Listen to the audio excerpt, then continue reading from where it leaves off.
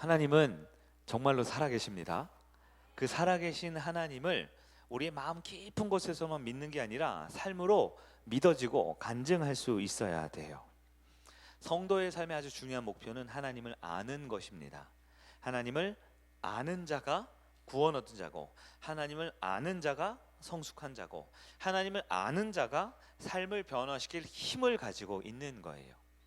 그래서 우리가 연말에 순서에 따라서 이 말씀을 준비했는데요, 요나서 말씀을 쭉 보기를 원한다 생각이 듭니다. 여러분, 서론적으로 우리가 성경을 많이 읽어야 되는데요, 성경은 왜 읽는다고 했죠? 성경을 왜 읽습니까? 네, 성경에는 진리를 깨달으려고, 혹은 뭔가를 내 영혼에 부족한 것을 채우려고, 성경 지식이 많아야 그리스도인답게 살 힘을 얻으니까, 여러 가지 목적이 있겠지만 그것은 다 2차적인 거예요.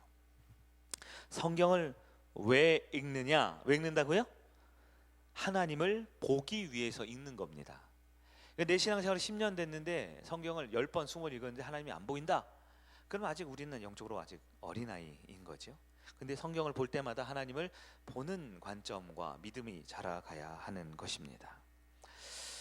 성경에 스토리가 있고요, 사건이 있어요. 우리 성육교회 성도님들 보니까 성경에는 주요한 핵심 주제들이 있는데, 주제를 가지고 설교할 때는 별로 좀 시큰둥 하시는 것 같고, 성경에는 어떤 인물들을 가지고 설교를 할 때 조금 좋아하시는 것 같아요. 그런가요? 근데 물론 그 가운데 있는 영적인 진리와 하나님을 좋아하시는 거겠죠? 네. 우린 성경에 어떤 스토리나 어떤 사건이나 어떤 해결되어 있는 축복의 관점을 두면요, 성경을 겉핥기로 읽게 되는 것입니다. 그것은 다 2차적이에요. 성경은 하나님을 알기 위해서 보는 거예요. 그럼 하나님을 안다라는 건 뭘 안다라는 거라 그랬어요? 하나님의 심정, 속성, 방법을 아는 게 하나님을 아는 거예요.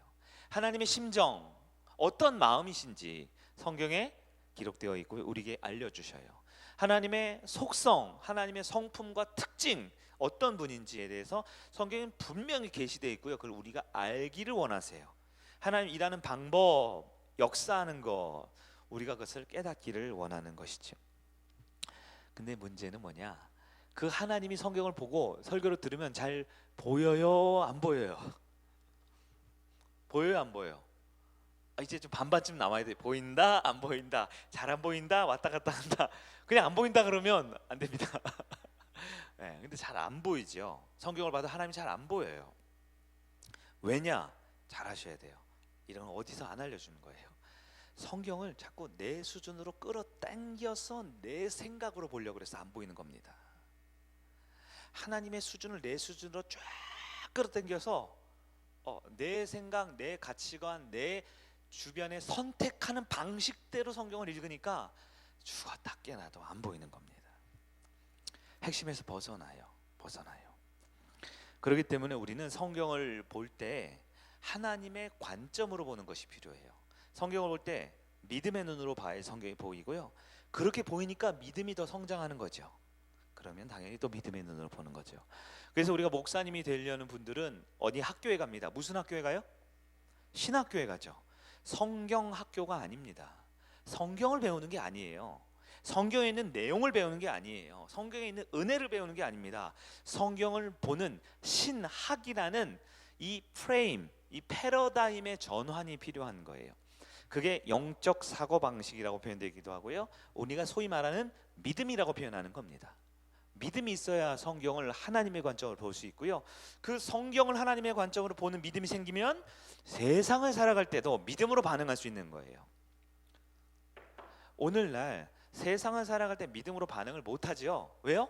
성경을 봐도 하나님을 못 보는데 어떻게 세상 가운데 하나님의 역사를 볼 수 있단 말입니까? 요셉이 형들을 용서해요, 안 해요? 하죠. 왜 합니까? 네? 그래야 화해해야지. 야곱의 70명의 아들이 이 애굽에서 고센 땅에 먹고 살다가 몇백 년 만에 200만 명을 부흥하잖아요. 하나님의 더 큰 관점을 모르면 요셉은 용서해도 목사님 저는 용서를 못합니다. 나는 요시도 아니고요. 나는 용서 못해요. 그렇게 성경을 믿는다고 하면 끝까지 하나님의 관점으로 내 삶을 바꾸지를 않아요. 그럼 하나님을 모르는 겁니다. 성경은 알지만, 지식은 쌓이지만 하나님을 모르는 거라고요. 그러면 우리는 어떻게 성경을 하나님의 관점으로 볼 수 있을까요? 여러분, 성경을 하나님의 관점으로 보자라는 교회도 별로 없어요. 네. 제가 교회를 많이 다녀봤잖아요. 맞죠? 여러분도 많이 다녀봤죠? 네, 저도 많이 다녀봤어요. 교회를 한 7, 8군데 이상은 다녔어요. 네. 많은 교회를 다녀봤지만, 수많은 목회자를 만났지만, 지금도 매주 목사님들 만나고 노예 만나지만요, 성경을 하나님으로 보자라는 목사님들이 많이는 없어요. 성경을 내용으로 봅니다. 역사로 봅니다. 우리 성경과 5대 제국 역사의 개념으로 하나님의 나라를 보는 관점 어제 조금 얘기했죠? 아주 중요하죠. 그러나 그것은 본질에서 벗어나는 거예요. 진짜는 하나님의 관점으로 성경을 봐야 하는 거예요. 많은 사람들이 성경을 보려고 해서 그 전에 말한 구속사적 관점으로 성경을 봅니다. 창세기부터 계시록까지 다 보면서 다 예수님 얘기라고 생각하고 보면 예수님이 있어요, 없어요? 다 있죠. 아주 중요하죠. 많은 분들이 하나님 나라의 관점으로 봅니다. 하나님 나라를 이루기 위해서 창세기부터 계시록까지 있는 사건과 여러 가지 일들이 하나님의 구속, 천국에 대한 관점으로 보는 거예요. 언약의 관점 들어보셨어요? 언약 신학. 그래서 아브라함의 약속, 모세의 약속, 다윗의 약속, 예수님의 약속, 약속으로 보는 거죠. 그것도 좋지요. 다 신학이에요. 그러나 이 모든 신학을 아우르는 가장 중요한 본질은 하나님을 빼면 다 깡통이요. 다 의미 없는 거예요. 도올 김영옥 씨가 얼마나 성경을 잘합니까? 그분이 우리 목사님들이 그렇게 원하는 미국에 있는 프린스턴이라는 아주 명문 기독 대학교에서 철학 박사를 받았어요. 철학 박사. 거기서 사도 바울 연구, 사도 요한 연구를 해서 논문도 썼단 말이에요. 그 사람이 천국 가냐고요. 그 사람만큼 예수를 우리는 이 성경적으로 잘 모르지만 우리는 천국 가는데 그 양반은 천국에 못 가요. 왜냐? 하나님을 모르기 때문에 그렇습니다. 여러분, 하나님의 심정과 속성과 방법을 아는 것이 계시의 시작입니다. 하나님이 계시하셨죠? 그 계시를 우리는 받아들여야 돼요. 기독교는 공부해서 배우는 종교가 아닙니다. 하나님은 보여주세요. 그걸 어려운 말로 계시. 우리가 그것을 깨닫는 것은 영감. 그리고 성경을 볼 때마다 우리에게 그 말씀을 비추어서 그렇구나 보여주시는 것을 조명. 계시와 영감과 조명을 빼면 기독교는 의미가 없어요. 우리는 학문을 하는 게 아니라, 연구를 하는 게 아니라, 신앙 생활을 하는 게 아니라 하나님을 만나고 그분과 더불어 사는 겁니다. 그런데 그 계시를 알아야 되는데요, 하나님의 계시의 시작이 뭐라고요? 하나님의 심정을 알고 속성을 알고 방법을 아는 것이 계시의 시작입니다. 하나님을 아는 것이 시작이에요. 아무리 내가 영감이 넘쳐도요, 하나님이 보여주지 않으면 알 수가 없어요. 그러나 내가 아무리 부족하고 마른 막대기 같고 들판에 널려진 그런 짱돌 같은 인생이지만 하나님이 나에게 보여주시기로 작정하면 우리는 볼 수 있는 거예요. 그리고 우리는 계시 의존적 신앙, 종교개혁자 칼빈이 말했어요. 우리 기독교는 계시 의존적 신앙. 누구에게 의존한다라는 건 기분 좋은 일은 아니지만 우리는 의존해야 돼요. 무엇에? 하나님이신 계시에. 그 계시. 그럼 그 계시를 받아야죠. 여러분, 계시를 받아요? 이 계시가 뭐냐? 하나님 보여줘야 되는, 성경 글자는 다 읽죠. 근데 우리는 성경을 봐도 하나님이 안 보인대요. 성경을 봐도 어떻게 하나님이 있는지 모르겠대요. 왜요? 그 영감을 우리 가운데 풍성히 누릴 수 있어야 되는 거예요. 여러분, 예배를 통해 영감을 받으셔야 돼요. 영감을 누리셔야 됩니다. 알려주는 목사님이 있으면 배우는 성도들이 있어야죠. 받아서 전달하는 사람이 있으면 깨닫는 성도가 있어야 되죠. 저는 절대로 설교를 만드는 사람이 아닙니다. 말씀을 준비하는 사람이 아니에요. 어떤 분이 토요일 저녁에 목사님 설교 준비하느라 바쁜데 제가 연락드려 죄송합니다. 그래, 그 말 하는 시간이 아깝다. 네, 저는 설교를 준비하거나 설교를 짜는 사람이 아닙니다. 저는 그냥 전달하는 사람이에요. 전령이 자기 생각이 있으면 안 됩니다. 네? 전령이 자기의 계획을 가지고 말하면 안 됩니다. 그러면 거짓 선지자라 그랬어요. 참 선지자, 거짓 선지자 구분하시죠? 참 선지자는 누구예요? 하나님의 말씀을 전하면 참 선지자죠. 거짓 선지자는 언론과 정치와 문화와 사회와 인문학과 뭔가 다 똑똑해도 자기 생각을 집어넣는 순간 그건 거짓 선지자예요. 거짓 선지자는요, 무당이나 이상한 머리 뿔난 이상한 괴물이 아니고 내 생각을 전하면 거짓 선지자죠. 우리는 하나님께 받은 말씀을 전해야 하는 거예요. 그 계시가 영감으로 나눠져야 되는 거죠. 여러분, 무당도 두 종류가 있는 거 아세요? 무당 두 종류 있는 거 아세요? 점 보신 분들 소시적 점 본 분 괜찮아요? 용서해 드릴게. 네. 굿한 분 없어요? 너무 거룩하시네. 여러분, 무당이 두 종류가 있어요. 하나는 학습 무당이라고 있고요, 하나는 내림 무당이라고 있어요. 들어보셨죠? 이렇게 경건하셔서 오늘 요나서를 못 나가겠네. 내림 무당은요, 신내림 무당이 있어요. 신이 내려서, 그 신은 하나님은 아니고 귀신이겠죠. 귀신 받아서 작두에도 올라가고 막 뛰고 막, 그 무당 있죠? 그 진짜 무당이에요, 가짜 무당이에요? 진짜 무당이에요. 진짜 무당 있죠? 성경에도 나오잖아요. 적어도 귀신이 그 정도 능력은, 작두는 타줘야 귀신이지, 작두도 못하면서 무슨 귀신이야. 네. 여러분, 귀신이 있죠? 설교를 어떻게 시작해야 되는 거야 이거? 귀신 있어요, 없어요? 무당도 있죠. 진짜 무당 있죠. 우리가 딱 하면 이상해 막 이러면서 무당 있다고요. 그렇다고 전 보러 갈 필요는 없어요. 무당은 신이죠, 귀신이죠. 마귀도 있고 귀신도 있잖아요. 그 정도는 알아야 귀신 정도 하죠. 너 셋째 딸이지 막 이런 거 맞춘단 말이에요. 가면 그 정도 알아야 귀신이 그것도 모르면 무슨 귀신이야. 자, 내림 무당, 이분들이 정통 무당이에요. 이분들은 인정해줘야 돼. 네. 근데 학습 무당이 있어요. 학습 무당 뭔지 아세요? 배워서 아는 척하는 무당이 있어요. 무슨 점술 하고 뭐죠, 있잖아요. 그 책 신토부리가 아니라 사주팔자 이런 거 하는 거 있죠? 그거 배워요. 맞죠? 역술인들 배워서 무당짓 하는 사람도 있어요. 이런 사람을 학습 무당이라 그래요. 무당도 급이 있어요. 학습 무당은 영감이 없어요. 배워서 하는 거예요. 맞아요? 우리랑 관계없다고 너무 다 도매급으로 무시하면 안 돼요. 내림 무당은 정통성이 있는 무당입니다. 그것들은 귀신 받으신 거예요. 귀신의 영감을 받은 거죠. 목회자도 그래요.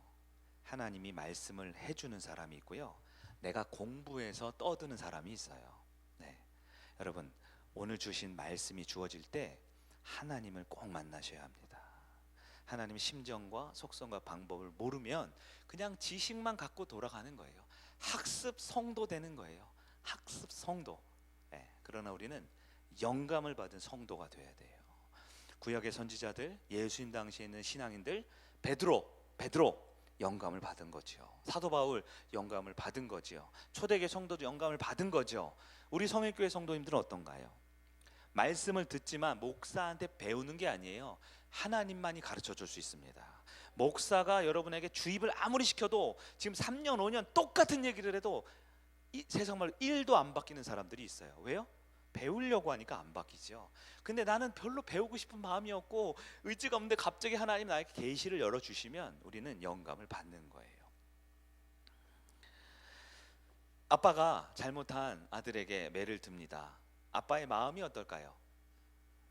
아빠의 마음은 아프죠. 근데 죄에 대해서는 화가 나요. 이놈 나쁜 짓 했지, 거짓말했지, 매를 들지만 마음속에 화가 납니다. 그러나 아들이 아프니까 가슴이 아파요. 오늘이 마지막으로 매를 들고 이제는 아들이 돌이켰으면 좋겠다라는 소망이 있어요. 그 마음이 있다고요. 그리고 아빠가 매를 딱 때릴 때 아빠는 어떠한 성품으로 때릴까요? 죽이고 싶어서 때릴까요? 사랑의 마음으로 때리죠. 사랑하니까. 남의 집 아들은 아무리 잘못해도 그러면 안 돼, 어쩔 수 없네, 이러고 말겠죠. 내 아들은 그러면 안 되거든요. 그러니까 매를 들지만 그 안에 사랑이 있겠죠. 그리고 그 아들의 매를 때릴 때 어떻게 해요? 아프죠. 사랑의 매를 때릴 때 정말 이 아이가 돌이켰으면 좋겠어요. 그러면 살살 때려요, 세게 때려요? 어떻게 그렇게 잘하세요? 세게 때립니다. 그게 방법이에요. 자, 근데 제 아들 주한이는 이분이 왜 이래 갑자기? 이분이 왜 이래? 나를 사랑한다고 하면서 왜 때려? 나를 사랑한다고 하면서 왜 매를 들어? 자, 아이가 아버지의 심정을 알아요? 아이가 아버지의 속성, 사랑으로 때리는 걸 알아요? 사랑한다고 하면서 왜 때리는지 알아요? 근데 알아야 성숙한 거예요. 아버지의 마음이, 아버지의 성품이, 아버지의 왜 그런 매를 드는 행동이 나타나는지 깨달아야 돼요. 우리가 하나님을 아는 것도 마찬가지입니다. 다양하게 있어요. 성경에는 여러 가지 말씀들이 있죠. 그러나 중요한 것은 하나님의 마음을 알아야 돼요. 우리 아버지 하나님의 마음 찬양도 불렀죠. 성경을 볼 때, 말씀을 들을 때, 신앙생활 할 때 하나님 아버지의 마음을 몰라주면 부모가 자식이 부모만 몰라주면 서운하죠. 하나님도 그렇습니다. 여러분 하나님의 마음을 아셔야 돼요. 두 번째로는 하나님의 속성을 아셔야 돼요. 속성, 어떤 분인지. 그리고 마지막으로 그분이 일하는 방법을 알아야 됩니다. 하나님은 요셉에게 높은 자리에 올라가서 형들을 은잔을 넣어주기도 하고 베냐민을 데려오기도 하고 그렇게 하게 만드셨어요. 왜요? 복수하라고? 통쾌하라고? 아니요, 그들을 용서하라고요. 요셉을 변화시킨 것처럼 형들을 변화시키려고 하나님이 요셉을 먼저 거의 죽기 직전까지 그 구덩이에 넣었다가 노예 생활했다가 감옥에 갔다가 억울한 일을 다 하게 하면서 만드셨어요. 그때 요셉은 하나님의 심정을 알까요? 모르니까 13년 동안 고생을 했지요. 하나님의 속성을 알까요? 용서하는 하나님, 모든 것을 선하게 인도하는 하나님 알까요? 모르니까 그 고생을 했죠. 빨리 알아야 되는데. 그래도 여러분 13년이면 빨리 한 것 같아요. 그 자리에 오르니까 요셉은 자기의 주어진 권한과 힘을 나를 위해 쓰지 않고 형들을 용서하고 가족을 살리고 이스라엘 민족을 살리는 도구로 쓰임 받았던 거예요. 하나님의 심정과 속성과 방법을 아는 여러분 되길 바랍니다. 요나서를 좀 보려고 그러는데요. 요나서 제가 아마 2017년도 처음 왔을 때 첫 주에 했던 설교가 요나서였던 것 같아요. 제가 이 말씀을 설교했던 메모가 있더라고요. 설교했던. 근데 오늘은 그 내용보다는 한 절 한 절 이 본문 가운데 하나님을 만나는, 하나님을 경험하는 그 관점을 한번 쌓아가면 좋겠다 싶어요. 요나서 일반적으로 가장 많이 말하는 개념이 뭐냐? 하나님 말씀을 불순종하면 어떻게 된다? 어떻게 된다? 물에 빠진다. 불순종하면 죽는 줄 알아. 좋은 말 할 때 순종해라. 이렇게 생각한다는 거예요. 자, 하나님 말씀에 순종해야 되나요? 그렇죠. 그러나 요나서를 내 수준으로 확 끌어가지고 내려가지고 내가 보려고 하니까 그렇게 보는 거죠. 성경은 누가 주인공이에요? 하나님이 주인공이죠. 그럼 요나는 누구예요? 요나는 나지요. 성경의 주체가 되는 주인공 하나님이 끌고 가시는 가운데 성경의 등장인물들을 나의 관점을 넣어봐야 돼요. 내가 요나가 되는 거예요. 그래야만 성경이 나를 향한 하나님의 심정과 속성과 방법이 되는 것이지요. 하나님의 명령했다. 요나는 불순종했다. 이것은 죄다. 하나님이 징계한다. 좋은 말할 때 똑바로 살아라. 얼마나 윤리적이고 도덕적이고 저 불교에서도 하는 얘기고 천주교에서도 하는 얘기고 모든 종교에서 하는 똑같은 이야기지요. 그러나 이건 하나님을 한쪽만 보는 겁니다. 여러분 기독교가 윤리인가요? 윤리가 기독교 안에 있지요. 그러나 윤리가 기독교의 전부는 아닌 거예요. 네? 뜨거운 성령 충만이 기독교인가요? 성령 충만이 기독교 요소지만 성령 충만만이 기독교는 전부는 아니죠. 우리가 성숙한 신앙인이 되려면요, 성경을 내 수준으로 보면 안 돼. 내가 지금 돈이 없으면 모든 성경은 다 복으로 받아들이게 돼 있어요. 내가 지금 외로우면 모든 성경 다 위로하는 하나님을 받게 돼 있다고. 근데 목사님이 위로하는 하나님 설교를 안 하면 삐지는 거죠. 말씀을 내 수준으로 보면 안 되고요, 모든 것을 다 통합할 수 있는 하나님의 완전한 그 속성으로 볼 수 있어야 돼요. 야고보서 1장 17절 제가 제일 많이 강조하는 본문이죠. 하나님은 어떤 분이에요? 야고보서 1장 17절 회전하는 그림자가 없다 그랬어요. 그럼 요나서 불순종하면 바다에 빠뜨린다. 무슨 하나님? 공의의 하나님이죠. 잘못하면 불순종하면 벌받는다. 공의의 하나님이죠. 그럼 공의의 하나님의 정반대가 뭘까요? 사랑? 그럼 하나님은 사랑의 하나님이 아닌가요? 아니죠. 본문에도 하나님 사랑이 너무 많아요. 하나님은 요나가 잘못했기 때문에 벌을 줬어요. 무슨 하나님? 심판하시는 하나님이죠. 심판하는 하나님. 그럼 심판의 반대는 뭐예요? 심판, 용서겠죠. 본문에 용서하는 하나님이 없어요? 가득하지요. 내 수준으로 성경을 보지 말고 하나님이 나에게 무슨 말씀을 하시는지 지금 오늘 이 자리에는 나에게 주시는 영감을 깨달을 수 있어야 하는 거예요. 이사야 55장 8절 이는 내 생각은 너희와 다르며 내 길은 하늘이 땅에서 높음같이 너희 길과 다르다 하셨어요. 우리 하나님을 내 수준으로, 내 환경, 내 여건, 내 주변에 있는 상황으로 끌어내리면 안 되고요. 우리가 하나님을 바라보는 믿음이 필요합니다. 요나서 1장 1절을 한번 볼까요? 1절 다 같이 한번 읽습니다. 시작.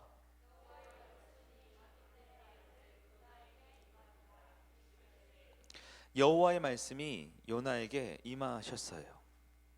잘 보세요. 하나님의 말씀이 요나에게 임했죠. 이때 직접적으로 임했을까요? 간접적으로 임했을까요? 네, 요나에게 말씀이 들려졌잖아요. 뭐라고요? 니느웨로 가라고요. 아수르에, 우리 성경 5대 제국 아수르의 수도 니느웨 있죠? 가라고요. 여러분, 하나님의 말씀을 어떻게 들었다? 직접적으로, 간접적으로. 이게 바로 영감이라는 겁니다. 직접적으로. 하나님의 말씀을 직접 듣는 사람이 성경에 몇 명이나 나올까요? 몇 명 안 나옵니다. 여러분이 알고 있는 선지자들 있죠? 선지자들이 대표적인 분들인데 몇 명이나 되겠어요? 성경 등장인물이 몇천 몇만 얼마나 많을 텐데요. 하나님의 말씀을 직접 듣는 것을 우리는 계시를 받았다고 하고요. 계시받은 말씀을 우리 마음에 담아둘 정도로 그것이 나에게 와닿는 것을 영감이라고 표현하고요. 그 말씀을 보기 위해서 내가 성경에 딱 보는 그 순간을 조명하심이라 그래요. 성경 통독하죠? 쫙 봤는데 딱 덮었어요. 뭘 읽었지? 조명이 없는 거지요. 근데 성경을 읽었어요. 그러니까 이 말씀 너무 좋아. 조명. 말씀이 나에게 적용될 깨달고 이렇게 해야지. 이 영감. 그런데 하나님이 나에게 직접 깨닫게 하시는 것을 계시라고 합니다. 여러분, 요나는 계시를 받은 사람인가요? 계시를 직접 받은 사람이죠. 영감이 엄청난 사람입니다. 우리 성도님들도 하나님의 말씀을 받고 직접 그분의 뜻을 이루는 그런 귀한 성도님들 되시길 바라요. 그럼 요나는 하나님을 안다 모른다. 안다 모른다. 네, 알지요. 알지요. 그런데 순종했다 불순종했다? 아는데 불순종하는 게 있고요. 알기 때문에 순종하는 게 있고요. 몰라서 긴지 아닌지 모르고 대충 사는 사람들이 있어요. 자, 하나님을 아는 사람은 하나님의 뜻이 나에게 주어집니다. 그러면 순종하는 사람이 있고요, 불순종하는 사람이 있어요. 제가 구분을 짓는 거예요. 두 번째, 하나님을 모르는 사람은 뭐가 뭔지 모르지요. 네, 이 시대의 대부분의 사람들을 말하고 있죠. 하나님을 모르기 때문에, 하나님의 뜻을 모르기 때문에 가란 건지 말라는 건지 모르겠는 거예요. 그러나 요나의 상황으로 들어가 볼까요? 요나는 하나님을 알아요, 몰라요? 하나님 모르는데 어떻게 하나님의 음성을 직접 듣습니까? 하나님을 알지요. 아는데 뭐 했다? 불순종했다. 여러분, 노아의 시대는 어떤 시대인가요? 노아는 하나님을 아나요? 하나님의 말씀을 듣지요. 그래서 산 위에 방주를 짓지요. 노아는 어때요? 하나님을 알았고 순종했지요. 노아의 가족들이 있습니다. 가족들, 사위들 있죠. 그런데 하나님을 알았다는 노아의 말을 들었는데 그들이 순종해요, 안 해요? 안 하죠. 들었지만 순종 안 한 사람들이 있어요. 수억 명의 사람들이 살고 있었어요, 당시에. 그 사람들은 어떻게 됐어요? 하나님을 알지 못하고 그냥 죽는 거예요. 그냥 죽는 겁니다. 제가 지어낸 말이 아니라 하나님이 우리에게 알려주고 있는 말씀이에요. 우리가 지금 그럼 뭘 해야 될까요? 순종해야 될까요? 먼저 하나님을 알아야 합니다. 하나님을 만나야 합니다. 하나님의 음성을 들을 수 있어야 하는 거예요. 뭐가 잘못인지 모르고 뭐가 문제인지 모르고 살아가는 사람들이 너무나 많지요. 왜냐하면 그들에게는 깃발이 있거든요. 돈을 벌어야 한다, 성공해야 된다, 행복해야 된다, 평화로워야 한다. 많은 세속적 가치가 있어요. 세속이라는 것은 하나님 안에 있긴 하지만 하나님을 떠났을 때의 중요한 가치들이 세속 가치들이에요. 우상에 대해서 제가 설명을 자주 하죠. 우상이 뭐예요? 우상은 좋은 거예요, 나쁜 거예요? 보통 나에게 좋은 거죠. 나쁜 우상이 어디 있습니까? 우상은 나에게 필요한 거예요, 안 필요한 거예요? 안 필요한 우상은 없다고요. 우리는 우상하면 이방 종교 뿔 달린 괴물 막 집에 신전 갖다 놓고 생각하는데, 에이, 그런 게 어디 있어요? 그런 우상이 어디 있어요, 요즘에? 우상은 나에게 가장 중요한 겁니다. 가장 필요한 겁니다. 가장 소중한 거예요. 근데 왜 우상이 돼요? 하나님보다 먼저 되는 순간 그게 우상이 됩니다. 우상이 돼요.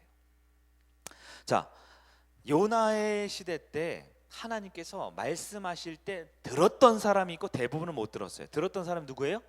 요나죠. 우리는 말씀을 들어야 돼요. 하나님을 알아야 됩니다. 그래야 순종을 할지 말지 결정을 할 거 아니에요? 근데 우리는 대충 내가 생각하고 이것이 맞는 것 같다라고 내가 주님께 순종하려고 하는데요, 하나님을 모르면 순종을 할 수가 없어요. 2절을 읽어봅니다. 시작. 너는 일어나 저 큰 성읍 니느웨로 가서 그것을 향하여 외치라. 그 악독이 내 앞에서 상달되었음이니라 하시니라. 아멘. 니느웨, 아수르의 수도죠. 우리 아시리아 제국 이번에 봤잖아요. 몇 명이 살았다고 뒤에 돼 있는지 혹시 아세요? 네? 몇 명이 살았다고 되는지 아세요? 12만 명이 살았습니다. 여러분, 요나 당시에 아수르의 수도에 12만 명이 살았다. 인원이 많은 것 같으세요? 적은 것 같으세요? 12만 명. 성남시가 한 100만 명 가까이 된다 그러죠. 많죠? 지금이랑 비교할 수는 없는데요. 여러분, 제가 로마 제국 역사를 전공했잖아요. 로마 제국 당시 이 사건 이후부터 약 500년이 지나야 로마 제국이거든요. 세계에서 가장 큰 나라 로마 제국 당시 로마 제국의 수도가 로마시겠죠. 그 당시 로마시 인구가 5만 명이었어요. 500년 후에 로마 제국의 수도에 로마시에 5만 명이 살았어요. 뭐 지역은 다르겠지만 이건 중동이지만 한 수도에 12만 명이 살았단 말이에요. 많아요, 적어요? 엄청 많지요. 여러분, 하나님의 심정을 보세요. 2절에 하나님이 말씀을 하시는데 저 큰 성 니느웨로 가서 그것을 향해 외치라. 그들의 악함이 내 앞에 상달되었다. 그들이 너무 죄악된 모습이 내한테 보인다. 그러니까 외치라 라고 말했어요. 하나님 심정이 글로 써 있어요, 안 써 있어요? 믿음으로 보자고요. 하나님이 이렇게 물어볼게요. 니느웨를 살려주고 싶어요? 멸망시키고 싶어요? 이런 질문을 할 줄 아는 능력을 기르셔야 돼요. 본문에 하나님의 심정이 1절에도 나오고 2절에도 나오고 3절에도 나오고 하나님의 속성이 장절마다 다 나오는데 안 보여요. 죽었다 깨어나도. 왜? 내 수준으로 읽으니까 안 보이죠. 나는 지금 돈이 필요한데 성경을 보면 그게 보이냔 말입니다. 하나님이 니느웨를 살려주고 싶어 했어요. 살려주고 싶어 했어요. 그러면 요나는 하나님이 살려주려는 그 땅을 살려주러 가라고 했으면 가야 돼요? 안 가도 돼요? 그 땅을 향해 가야죠. 근데 요나가 안 간다는 거예요. 안 간다는 거예요. 왜 안 갈까요? 왜 안 갈까요? 우리가 요나여서 그래요. 다른 데서 찾으시면 나를 보시면 돼요. 자, 니느웨는 아수르의 수도죠. 아수르가 무슨 나라예요? 요나가 북이스라엘의 선지자인데요. 아수르, 성경 5대적 보셨죠? 무슨 나라예요? 북이스라엘을 멸망시킬 나라예요. 약 80년에서 90년 후에 실제로 북이스라엘이 아수르에 멸망당한다니까요. 네. 근데 여러분, 한 강한 나라가 약한 나라를 멸망시킬 때, 자, 카운트다운 5, 4, 3, 2, 1 총공격 끝! 이렇게 내요?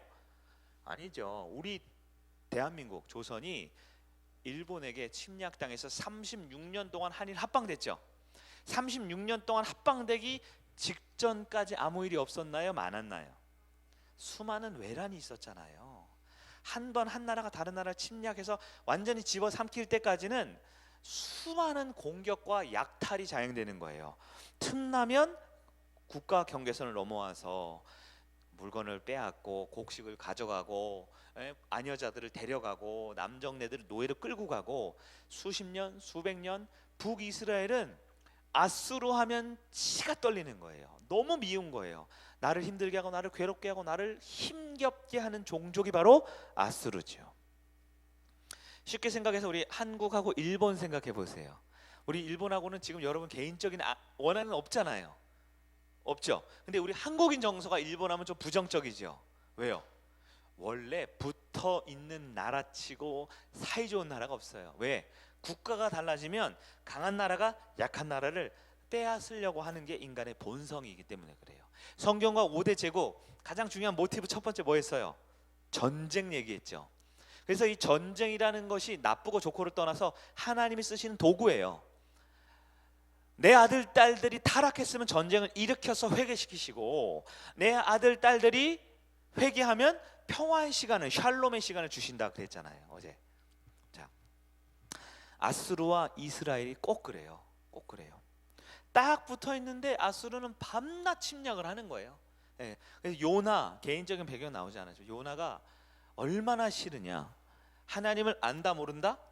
아는데 니느웨로 가서 회개시키라는 말씀을 들었다 안 들었다? 계시와 영감이 충만함에도 불구하고 불순종을 선택할 정도로 요나는 연약한 인간이라는 거예요. 요나 누구예요? 많은 분들이 요나를 야 좋은 말 할 때 순종해 안 그러면 요나 꼴 난다? 회개하고 돌아와 그럼 복 받는다? 그런 게 어딨냐고요. 우리 중에 완벽하게 순종해서 복 받는 사람 단 한 명이라도 있어요?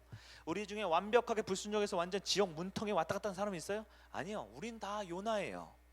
우린 다 요나처럼 하나님 말씀 알지만 불순종하고 하나님 명령대로 살아야 되는 순종 못하고 흔들리고 넘어지고 쓰러지는 게 우리 얘기라고요. 그러면 하나님이 여기서 주시는 메시지는 뭐냐? 순종하면 복받고 불순종하면 죽는다가 아니고요. 그렇게 흔들리고 쓰러지고 연약한 요나, 바로 우리 같은 사람도 하나님의 사랑은 끝없이 그 아들을 살리고 싶으신 하나님의 마음을 알아야 한다라는 것이죠. 제국주의의 두 가지 형태가 있어요. 하나는 침략해서 식민지로 삼는 경우가 있고요. 두 번째는 침략해서 합병을 하는 경우예요. 두 나라를 한 나라로 만드는 경우가 있어요. 여러분 외국이 우리나라 쳐들어와서 식민지로 삼는 게 나을까요? 식민지는 2등 시민을 만드는 거예요. 1등 시민, 2등 시민. 근데 합병을 하면 두 나라 합쳐버리면 다 그 피지배 국가도 1등 시민으로 만든다는 거예요. 여러분 식민 국가가 나을까요? 합병 국가가 나을까요? 이 공격 당하는 입장에서, 약한 입장에서 식민 국가가 나아요? 합병하는 국가가 나아요? 역사를 모르면 미래가 없습니다. 네. 근데요 식민지를 건설하는 이유가 있어요. 식민지를 건설하는 이유는 돈 때문에 그래요. 돈 때문에. 그 나라를 속국으로 삼고 그 나라의 모든 걸 관리하지 않아요. 군사력만 딱 목줄을 쥐고 대빵만 딱 잡고 있고 뭘 원해요? 조공을 바치라는 거예요. 세금을 계속 바치라는 거예요.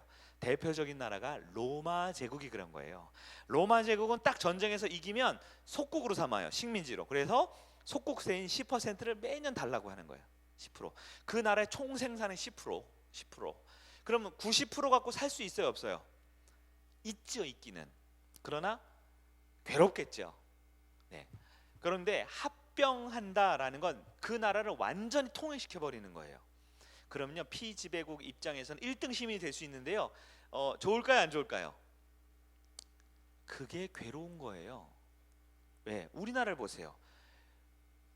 영국 예를 들어볼게요. 영국은 많은 나라를 이렇게 해가 지지 않는 나라였죠. 이렇게 식민 통치했죠. 그래서 그 나라를 영국이라고 했어요?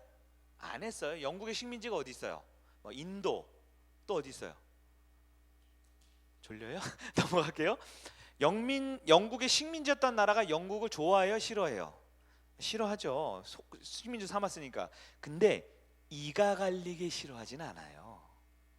그래도 영국이 우리를 다스렸기 때문에 산업도 발달하고 도로도 쌓고 괜찮다고 생각해요. 근데요 합병을 하면요 어떻게 돼요? 일단 말 바꿔야 돼요. 성씨 바꿔야 돼요. 그 나라 민족과 고유의 모든 걸 다 바꾸고 1등 국가로 싹 바꿔야 돼요. 그게 괴로운 거예요. 그러니까 우리나라가 한일 식민지였어요? 한일 합방이었어요? 한일 병합을 했잖아요. 그러니까 우리나라가 죽을 때까지 싸운 거죠. 나는 김현욱인데 갑자기 나카무라라고 하라니까 이게 갑자기 도시락 싸가야 되는데 벤또를 싸가라고 하니까 얼마나 이게 이 정신과 생각과 가치관이 막 그러니까 총칼 앞에서는 수구리지만 속으로는 분노가 계속 나는 거죠. 자, 이 얘기를 왜 했냐면 아수르 제국 얘기하려고 그러는 거예요. 아수르 제국은 어떤 형태였냐? 아수르는 식민 국가를 세웠을까요? 국가 통합을 했을까요? 통합을 했어요.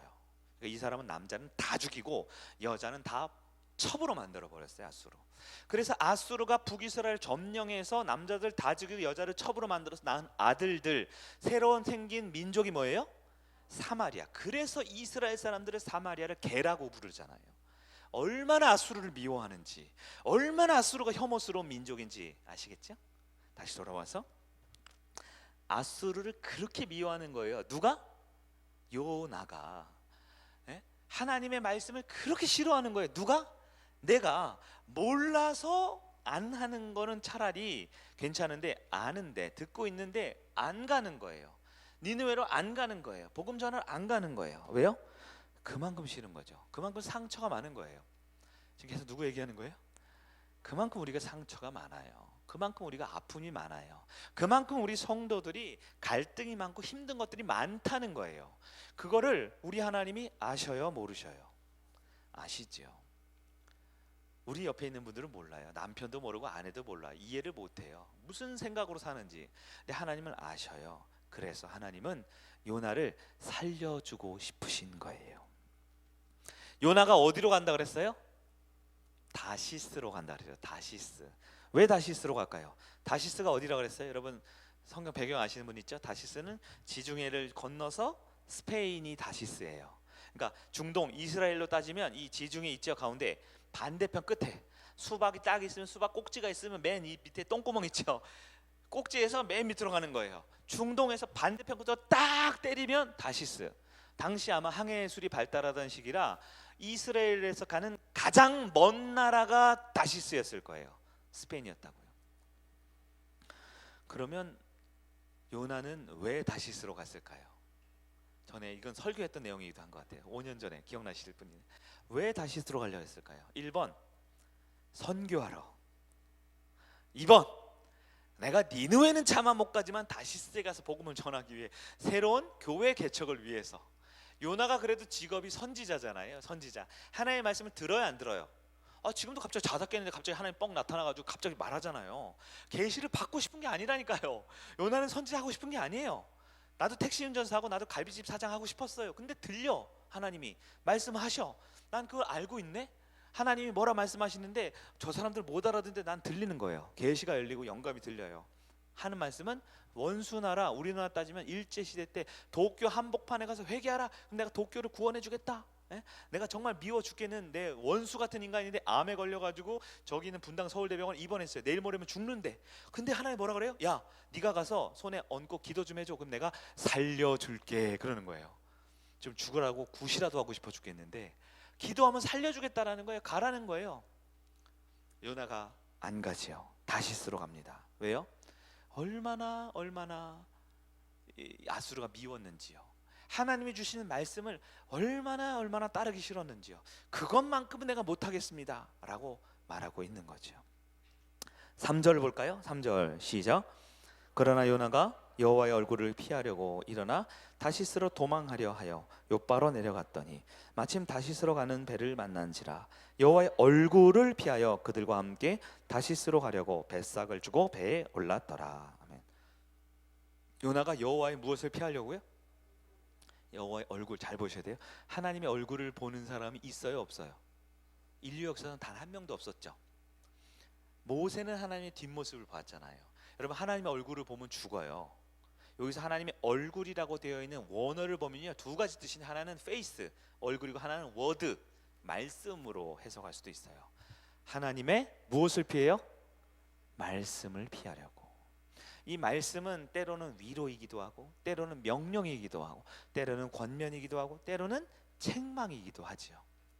하나님의 말씀을 피한다. 이것을 성경은 하나님의 낯을 피한다라고 표현되어 있는 거예요.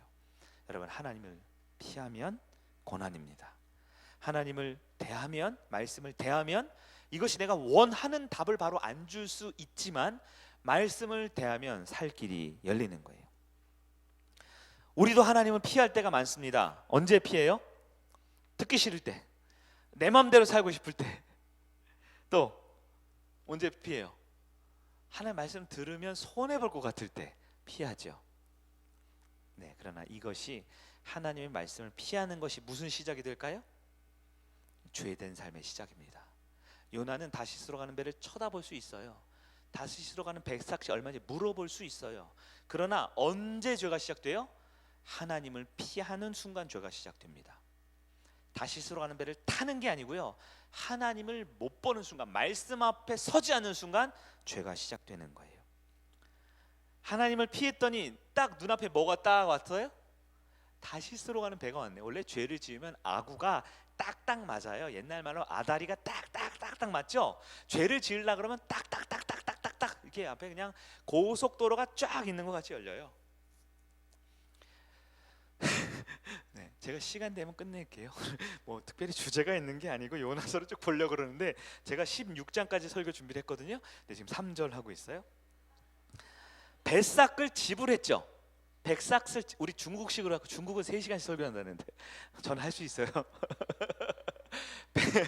바쁘시면 중간에 가시고 뱃삭을 지불했다 그랬죠. 뱃삭이라는 말을 원어로 보니까 제가 깜짝 놀랐잖아요. 이 원어가 뒷돈 혹은 뇌물이라는 뜻이더라고요. 요나가 뱃삭을 주는데요. 정상적인 뱃삭을 주고 타는 배를 무슨 배? 무슨 배? 여객선. 아니, 너무 비협조적이시네 오늘. 뭐 기분 안 좋아요? 기분 좋으세요? 그냥 바꾸세요. 세월호 사건이 7년 8개월 전에 있었는데 제가 어제 뉴스를 보니까 비욘드 트러스트라는 배를 만들었어요. 4배 더 크대요. 인천항에서 제주까지 가는 여객선을 이제 개항을 했대요. 내년 6월까지는 40% 할인이래요. 제가 보니까 4인 기준 방을 딱 보니까 침대에 4개 있는 방을 보니까 70 몇만 원이에요. 근데 할인해서 27만 원.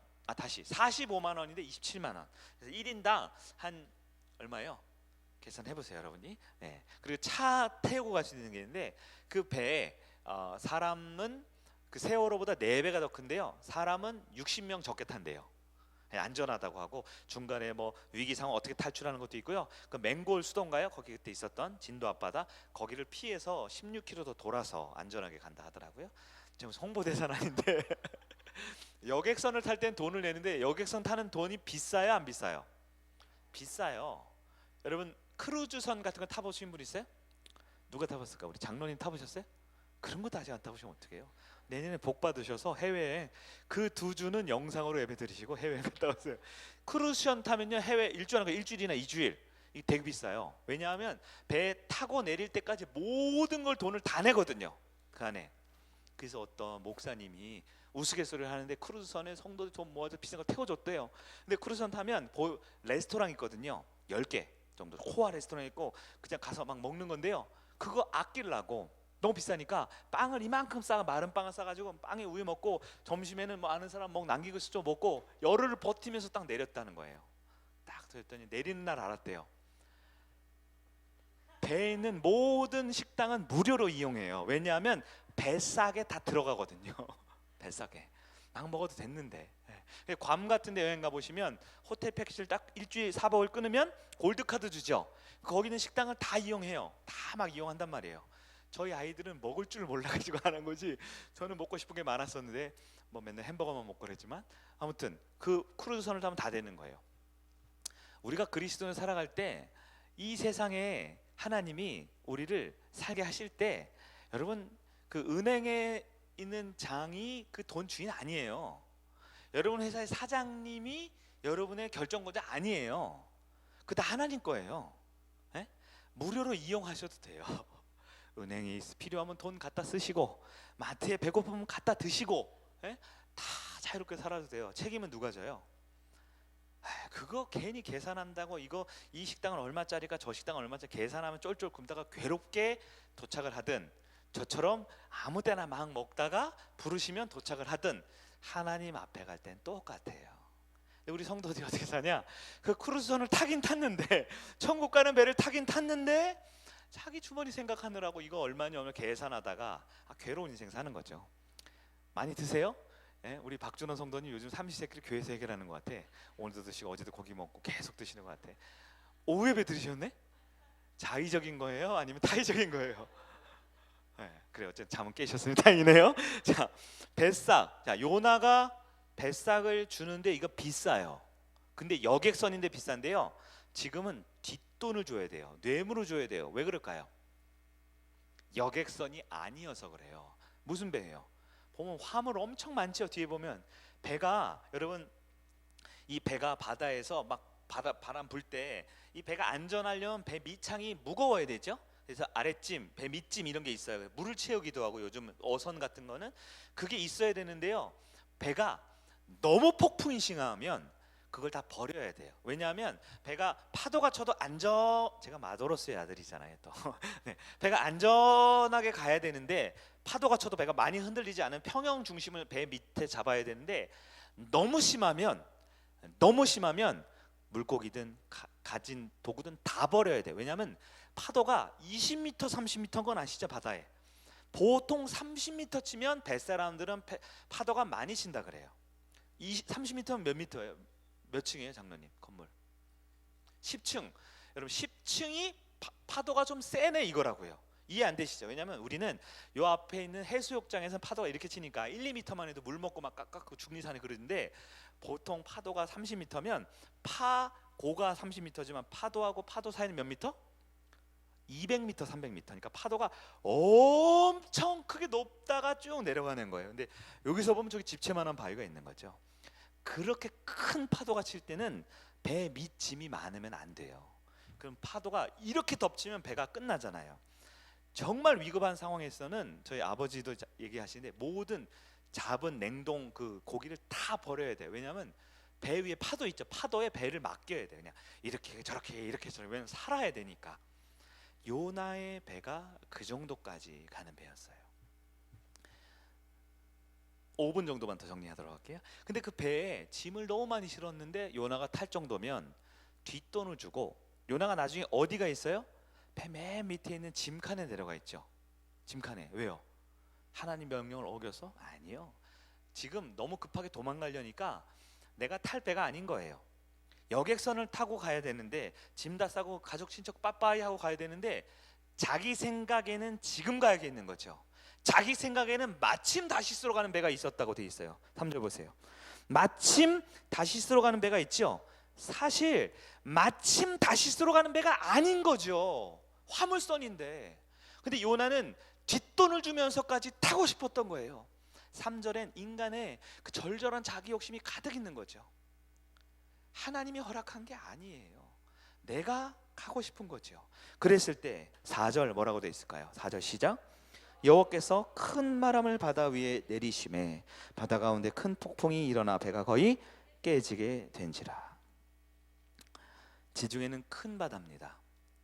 큰 바다예요. 그런데 하나님께서는 큰 바람을 바다 위에 내리시면 바다 가운데, 여기서는 바다 가운데 해석을 하면 원문을 보면 바다 한복판에, 지중해 한복판이 어디예요? 거기겠죠. 하여튼 바다 이렇게 쓰면 거기겠죠. 이스라엘 항구 바로 앞이 아니라 바다 가운데까지 가니까 큰 폭풍이 일어났다. 배가 어떻게 돼요? 깨지게 돼. 배가 왜 깨집니까? 배는 안 깨져요. 뒤집어지거나 침몰하는데 깨질 정도라는 건 예측 못할 엄청나게 강력한 초대형 태풍이 불어쳐서 이리 치고 저리 치고 하니까 배가 견디지를 못할 정도로 깨지게 될 정도가 되었다라는 거예요. 여기서 중요한 거, 하나님이 있어요 없어요? 왜 하나님이 큰 바다 가운데 갈 때까지는 가만히 두셨을까? 왜 하필 큰 바다에 가니까 폭풍이 일어날까? 하나님의 손을 볼 수 있어야 합니다. 하나님이 큰 바다까지는 들어와 조금 더 들어와. 왜냐하면 육지 가까이에서 빠지면 헤엄치잖아요. 아니면 누가 구하러 올 수도 있잖아요. 들어오지 못하게 하는 거예요. 여러분, 환란의 주체가 누구라고요? 학습 성도예요? 내림 성도예요? 많이 들으셨으니까 이제 환란의 주체 누군지 아시죠? 네, 진짜 보세요. 내 인생에 진짜 환란은 누가 주셔요? 근데 환란만 뭐니까 하나님이죠. 이렇게 보셔야 돼. 환란이든 축복이든 좋은 일이든 나쁜 일, 내 삶을 주관하는 분이 하나님이에요. 요나도 그걸 알아요.